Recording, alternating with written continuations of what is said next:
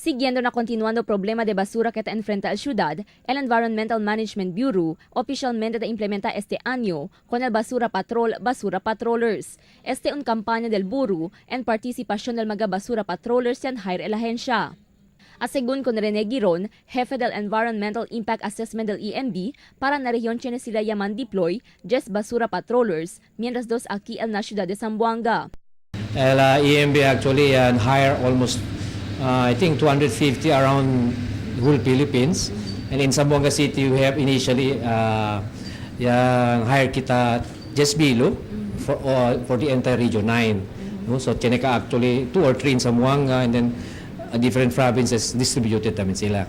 Según con Giron, trabaho del mga patrollers sa kalitrato ng mga kanal, rio y camino, onde yakuita vuta basura el mga vivientes, incluido el mga dam site onde tavuta basura el ciudad. El identifica según mga violasyon el ahensya, bajo na ley del solid waste management. El ahunta según el ahensya con mga letrato, haber pwede llama atensyon del mga concerned persona o opisyales.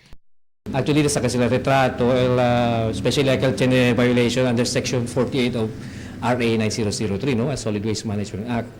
Especially sa mga gente, tabuta lang basura onde-onde, na kanal, na rio, o na kamino. So, pwede sila sa retrato, pwede sila sa reporta. No? Tapos sa todo, man-compile sa report, alika namon.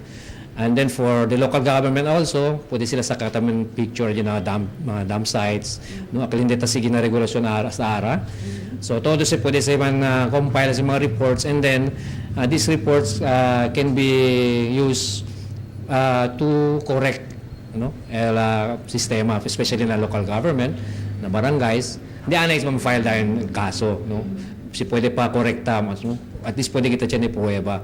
Si continua viola mga violador, tiene que impone castigo el ahensya. Bajo na anti-littering law, puede flanta formal caso el ahensya con un persona ta viola na ley de butada basura. Caso na ombudsman también, el enfrenta mga opisyales de gobierno quien viola con el ley. Cristel Almonía, Dateline Zamboanga.